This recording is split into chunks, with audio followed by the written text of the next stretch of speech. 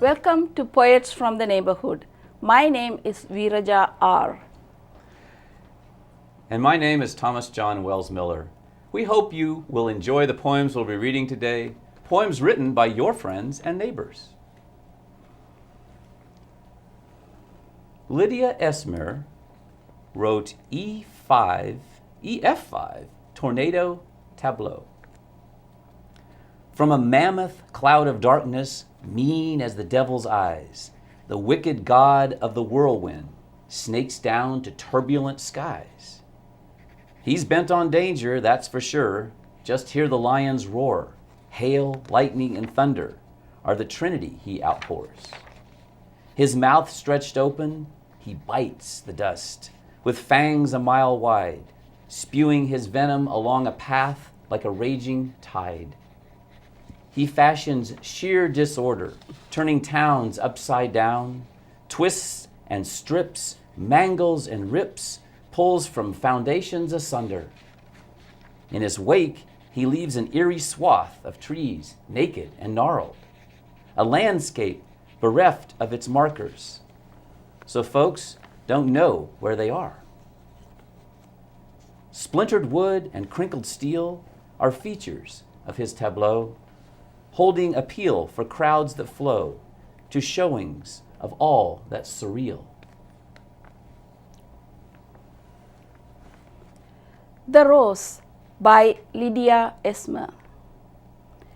The other day at early morn, I paced the garden fair to find a rose, a special rose, to place within my hair. No budding clasp of glory furled, no blossom spent with petals hurled on yonder dew grass, but one such rose within her prime, both full and tender at a time, a crowning gem among the rest, who vie to be the loveliest. To such as that I stretched my finger, hoping not too long to linger.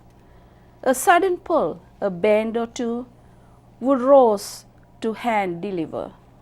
But alas, and woe is me, a jab did send me to my knee, and crimson stain my parted lips when joined to wounded fingertips. One staunch and proud defender of his prize stood stand surrender, neath leaf and petal shade, to daunt the one who dare invade. Abashed but wiser did I retreat that morning from a fool's defeat. Me thought me smart, but rose doth have the greater art. Also by Lydia Esmer, To a Teapot.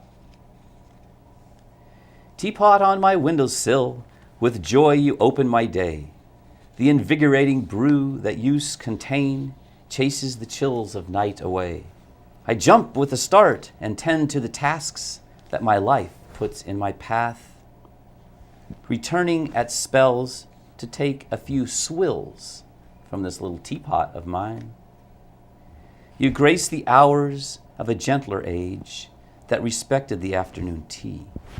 Then ladies in white lace and cameos, given to vapors and lilac water, paid homage to the nectar brewed in your chamber, with fingers so placed to artfully embrace a cup and other affected matters.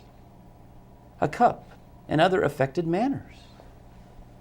Coral sunset and redolent summer breeze attend your evening repose.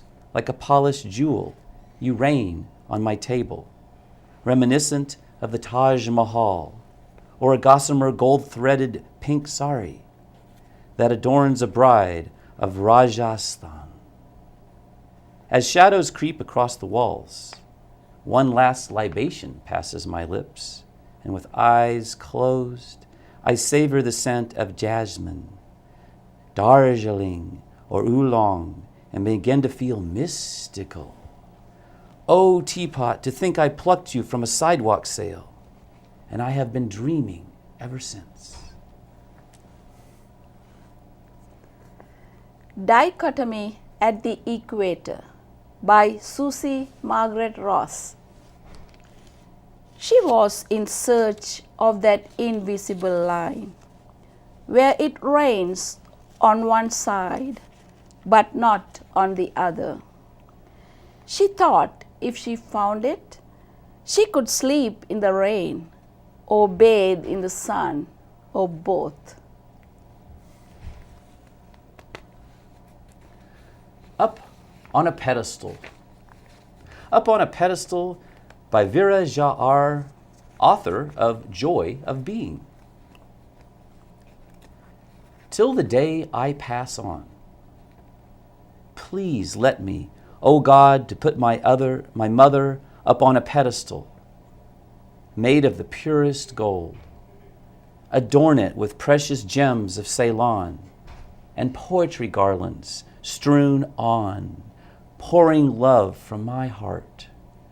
Please grant me, O God, poetic words melting like prime milk chocolate, solid as pure gold, glistening smooth, picking her out of all angels and placing in her womb you, blessed, poor soul like me forever.